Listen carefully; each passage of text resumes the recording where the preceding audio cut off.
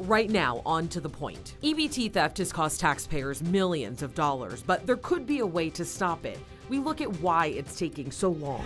The struggle to find firefighters is causing delays in response, potentially putting lives in danger. Why the agency says it's difficult to hire. Plus, storing water beneath our feet. The new information mapping out the future of California's water storage. Thank you for joining us tonight on To The Point. I'm Alex Bell. And theft involving electronic benefits transfer cards, also known as EBT cards, has become a major issue and, quite frankly, a headache for California. In 2023 alone, Sacramento County reimbursed over $12 million to people who had their EBT benefits stolen. And last week, we aired our EBT theft investigation and noticed many people had one question. Why hasn't the state put chip and tap technology in EBT cards? So we took your question to the state. Take approximately 10 days for EBT theft is costing California taxpayers millions each year. In Sacramento County, 7 locations had nearly $200,000 withdrawn fraudulently in just January of 24. Sean Smith, a detective with the Sacramento County Sheriff's Office, says organized crime rings are the ones cashing in on EBT theft. Each month, the state deposits money on these EBT cards for recipients who qualify for food and cash assistance programs. The program is run by the California Department of Social Services. According to Cal Matters, last year, California was losing about $10 million of your taxpayer dollars a month to EBT theft. Oftentimes, benefits were stolen repeatedly. We see dozens and dozens of reports come in, and it's all tied back to skimming. Skimming is the most common type of theft in Sacramento County. That's where someone inserts a device like this at a grocery store, gas station, or bank, capturing a cardholder's information. Several of you reached out to our To The Point team asking why hasn't the state implemented chip and tap technology with EBT cards? They need to up their game on the protection of the card information. We don't have a chip on the card because you have to slide the card. Why can't you put us a new one with a chip in it? We took your questions to the California Department of Social Services. They say federal regulations direct states to use EBT cards with magnetic stripes only, saying in a statement to ABC 10, the federal EBT system was designed with fixed requirements that limited card technology to only conduct magnetic stripe transactions, which means federal intervention to change the system of EBT cards is needed first. The second reason, the state would have to make significant changes to the current EBT system infrastructure, adding that EBT transactions are processed differently than commercial credit and bank cards. Without the back-end technological upgrades, CDSS says a transaction using a chip-tap EBT card would fail. Currently, no states issue EBT cards with chips. California is working to be the first to update restrictions and develop chip and tap technology, a $50 million effort. The department tells ABC 10 chip and tap card implementation is expected in summer of 2024. And just to be clear, California isn't the only state dealing with EBT theft. U.S. Senator Ron Wyden from Oregon and other lawmakers recently introduced a bipartisan bill that, if passed, would require new EBT cards nationwide to include chips after 2 years. All older cards would need to be reissued with chips within 5 years. The United States Department of Agriculture would be directed to provide funding to support states making the transition. And the annual State of the State address scheduled for today has been postponed. Governor Gavin Newsom was supposed to address a joint session legislature this morning, but on Friday abruptly said that a new date was being planned. And a spokesperson for the governor says the reason is because of the budget deficit and the lingering uncertainty over the fate of Proposition 1. And that's the mental health funding and treatment bill that the governor pushed for as part of his plan to address homelessness. Voters had the chance to vote on it during the March 5th primary election. And we do want to take a look at the latest election results from Friday. It shows that Prop 1 is virtually tied with both yes and no votes at 50%, and this is with 96% of the votes being counted. Now, Republicans have responded to the delay and are not happy. Senate GOP leader Brian Jones posted on X asking what the governor is afraid of, saying, quote, "It's clear he's manipulating the timing to suit his political agenda. This blatant disrespect for the legislature undermines trust in our government and harms all Californians." Now, Governor Newsom says that he will deliver the State of the State when there's more clarity on the critical issues, but he has yet to set a date, an official date yet. So we'll keep you posted on that. But tonight, Still no results in the search for a missing Stockton student in the Calaveras River. After 5 days, the San Joaquin County Sheriff's Office has scaled back their search efforts. Volunteers are now leading the search, and officials say 15-year-old Xavier Martinez jumped into the river while running away from a fight at Stagg High School. The boy's mother remains hopeful that he is out there and that someone could have information that could help. Accused Stockton serial killer Wesley Brown Lee pleaded not guilty today in a Stockton courtroom. Brown Lee is accused of ambushing 7 people, picking them at random and shooting them in the dark. Only one woman survived the attacks, and this is video of a previous court hearing from last year. Brown Lee is scheduled back in court on April 29th. And then take a look at this, a very scary situation in Modesto when part of a gas station went up in flames. This is on 4th Street and Ceres. You can see it there in the video. The fire department says a motorcyclist was filling up when they spilled fuel. That sparked a fire, causing the motorcycle, look, to go up in flames right there. The gas pump, the overhang, I mean, it all caught on fire, and firefighters were able to extinguish it before it could spread to the store or other nearby vehicles. We do know that the motorcyclist was transported to a hospital for burns. Speaking of firefighters, the Ripon Fire District is in dire need of firefighters and staff to keep up with the growing community. And they have a brand new fire station that they're not even able to use. Roxanne Elias explains their efforts and help taking on this challenge. This brand new fire station for the Ripon Consolidated Fire District has sat empty for more than 5 years. Staffing is our biggest concern because the community is getting bigger, both inside the city limits and outside. There's more population in the rural areas and unincorporated areas. We still have just one station. Fire Chief Dennis Bitter says the main reason they're having trouble hiring or keeping employees is because they can't compete with pay in other areas. Ripon Fire hasn't seen a funding increase since a 1985 special district tax. We pay our firefighters $24.13 per hour, and we simply cannot compete with other surrounding departments within the Bay Area communities, north up in Sacramento.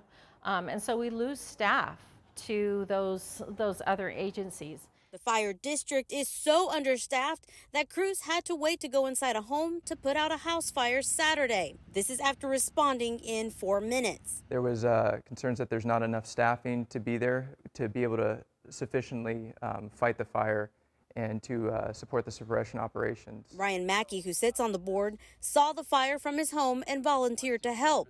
The fire station serves a population of 22,000 people. They run over 2,000 calls per year, and 500 of them are concurrent calls, meaning they happen in or around the same time. The Ripon Fire Board plans to announce a proclamation resolution to initiate the Prop 218 measure at its April board meeting. A single-family residence could anticipate an additional $21 to $23 a month assessment, depending on the square footage. And I think the Proposition 218 will create a $1 million additional funding in this community to help open up this station. And that board meeting will be held at 2 p.m. on April 11th at Fire Station 1. The whole community is invited to attend. Once it's announced, ballots will go out, and there is a 45-day period to vote. The Diocese of Sacramento officially announced that it will file for bankruptcy on April 1st following hundreds of sexual abuse allegations and lawsuits. Bishop Jaime Soto said in a statement in December, there are many victim survivors awaiting compensation, and he says parishes and schools will continue their operations. And now to an update on a story that we told you about last week. The U.S. Court of Appeals has dismissed a case brought by advocates for the unhoused community against the city and county of Sacramento. Now, as we reported, attorneys for the Sacramento Homeless Union and City of Sacramento argued before the U.S. Court of Appeals for the Ninth Circuit on Thursday.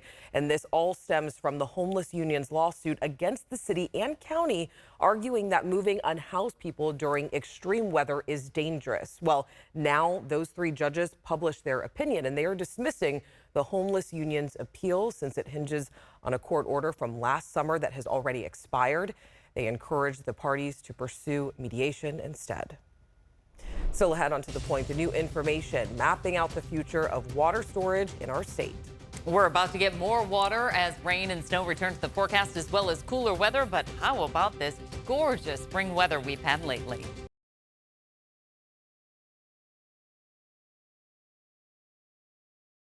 Time for your weather. We got Chief Meteorologist Monica Woods. Gorgeous weekend. I know. And tonight's going to be gorgeous too. I love the sunshine, all the weather. It's beautiful. I've never seen so many happy faces on a Monday.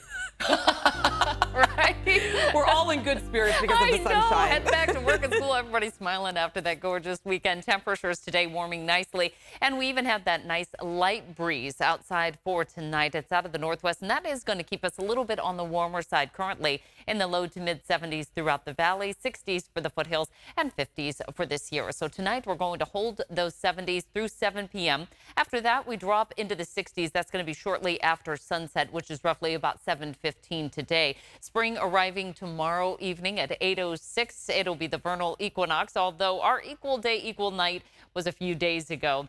Our rain and snow returning to the forecast, though. Timing on this is going to be Friday evening through the weekend. Temperatures dropping some 10 to 15 degrees with some travel impacts if you do have some weekend plans. We're dry through much of the work week here, and into the start of the weekend, we'll start to gear up for those showers. It looks like late on Friday afternoon and evening is when we start to see the first wet weather arrive and snow for this year. That will continue on and off through the weekend, even into early next week, before we start to see some slightly drier weather, but still some pulses of wet weather potentially into next week as well. Highs for tomorrow in the 50s for this year. We're in the 60s and 70s for the foothills, with right around 60 for the coast. We've seen quite a bit of fog there lately. Highs will warm into the 70s locally through the valley after morning lows in the 40s to near 50. Change in that weather pattern arrives by the weekend outlook starting late on Friday through Saturday, and the 10-day forecast showing that'll linger into much of next week as well. All right, enjoy the sunshine while you can. All right, next on To the Point. The Supreme Court to decide whether the government went too far in moderating content on social media. But first, new details about how water is being stored beneath our feet. How this could change the future of water in our state. That's right after the break.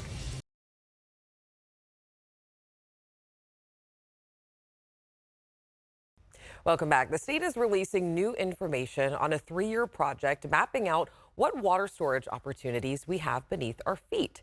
As Chief Meteorologist Monica Woods explains, it's a big milestone as we approach the 10th anniversary of California's Sustainable Groundwater Management Act.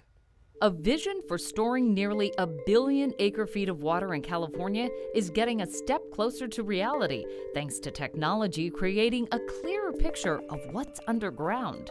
We were able to collect about 16,000 miles of airborne electromagnetic survey data over the last couple of years between 2021 and 2023. The project is basically an MRI of groundwater basins. This is shedding light on hidden water pathways to help local agencies understand what they are being asked to manage. It can inform them where's the best place to recharge and expand a recharge basin or build a new one. And so that's really exciting to have this data be put into practice on the ground. 3D mapping is now publicly available on the department's website. The hot colors show where there is sand and gravel below the surface. Cooler colors show where there is silt and clay. Each one requires different methods of recharge. This new big data set is being fed right into the Sustainable Groundwater Management implementation and informing projects and actions on the ground, which is really exciting. Making the invisible more visible in California's groundwater basins. Very cool. I know. Very cool. Aren't those pictures Monica's amazing? geeking out right now. I am a little bit. But now that we do have this information, what are the next steps realistically? Well, each basin, Alex, is required to submit their plans to make sure that they know how to store that water underground. And can you imagine not knowing how do we get that water underneath there because we can't see what kind of terrain lies beneath the feet. So this really gives them the information to know, do we have to drill wells? Can we just percolate that water? Will it seep naturally? So this gives them the information to move forward. And this could possibly increase our water storage, right? Oh, for sure. Think about this, and these numbers are really impressive. We have about 40 to 50 million acre feet, million with an M, on above storage water. If we are able to get this underground, it can increase that to about 1.3 billion acre feet with a B. With a B. Yeah. So that's a tremendous amount of water that will help our longevity, especially in the face of climate change. All right, Monica, thank you so much. We appreciate it. You bet. All right, tonight United Airlines is under scrutiny after a series of in-flight incidents. It comes after a plane landed in Medford, Oregon Friday with a panel on the underside missing. And earlier this month, flames were seen coming from an engine, forcing a plane to return to Houston. And then in San Francisco, a plane lost a wheel on takeoff, and days later, there was a hydraulic leak on a flight headed to San Francisco. So the CEO issued this letter today following 9 incidents in the last 2 weeks. It reads in part, quote, "Unfortunately, in the past few weeks, our airline has experienced a number of incidents that are reminders of the importance of safety. While they are all unrelated, I want you to know that these incidents have our attention and have sharpened our focus." He went on to say that United will review each case and make changes as needed. And he says they were already planning to give an extra day of in-person training for pilots and change the training curriculum for new hire maintenance technicians. Today, the U.S. Supreme Court appeared critical of claims that the Biden administration coerced social media companies into removing inaccurate or potentially dangerous content from their platforms. Several lawmakers have accused the government of going too far in their pressure campaign against platforms to moderate content. Em Nguyen has more from tonight. In a First Amendment free speech case, the U.S. Supreme Court considering how far the federal government can go to combat misinformation or misleading and dangerous information online. Justices today appeared skeptical of Louisiana Solicitor General Benjamin Aguinaldo's accusations that the federal government coerced social media companies into moderating or taking down posts. Some might say that the government actually has a duty to take steps to protect the citizens of this country, and you seem to be suggesting that that duty cannot manifest itself in the government encouraging or even pressuring platforms to take down harmful information. In the lawsuit filed by 2 Republican-led states and 5 right-wing social media users, they argued the administration was unconstitutionally squelching conservative point of views. Lower courts sided with the states. Aguinaldo today accused the government of violating the First Amendment free speech rights by pressuring platforms to change their content on controversial issues like COVID-19 and election security. And pressuring platforms in back rooms, shielded from public view, is not using the bully pulpit at all. That's just being a bully. But conservative Justice Brett Kavanaugh appeared concerned about the national security implications of prohibiting such requests. I mean, it's actually inaccurate about something the troops are doing, U.S. troops are doing, and they're, you should take that down. It's factually inaccurate. It's harming the war effort. It's not accurate. And the Biden administration has argued it never coerced or threatened social media platforms, but rather companies voluntarily enforced their own policies to ban inaccurate or dangerous content online. A decision from the justices is expected by early summer. All right, and your price points tonight. Interest rates are expected to take center stage again this week as the Federal Reserve's Open Market Committee is set to begin a 2-day meeting tomorrow. Economists widely expect the Fed will hold rates steady for now, but are anticipating possible cuts as soon as this spring. Meanwhile, a $418 million settlement from the National Association of Realtors could bring significant changes to the real estate world. The group is scrapping the standard 6% commission. And I want to take a second to break this down. So this is how it could look. At today's standard 6% commission, a homeowner selling a $400,000 property will spend about $24,000 on broker fees, a cost that is passed on to the buyer. And depending on the new rules, that same homeowner could see the fee fall to about $12,000, and this could cut the fees due at closing and open the door to more flat fee brokers. Now, 2 of the world's biggest car makers are teaming up on electric vehicles. Nissan and Honda have reached an agreement to figure out ways to work together on EVs. Early discussions include joining forces on development of major components like batteries. And speaking of EVs, coming up next, a look at the local charter school teaching students how to convert Lowriders to electric vehicles.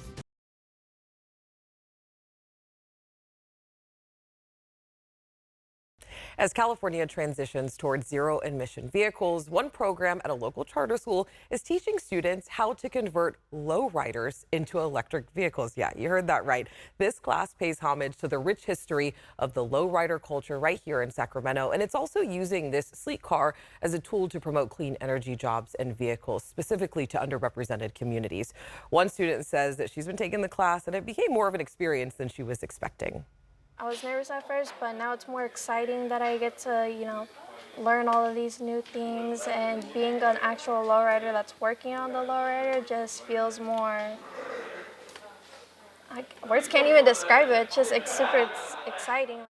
Yep, you don't want to miss this full story tomorrow night at 6:30 right here on To The Point. And if you have something you think we should be looking into, make sure you reach out to me and the team. We love getting to tell your stories, and we always love getting to meet you. So remember, strangers are just people we haven't got to know yet. So take the time to get to know someone. Thank you so much for watching. Have a good night, and I'll see you on Tuesday.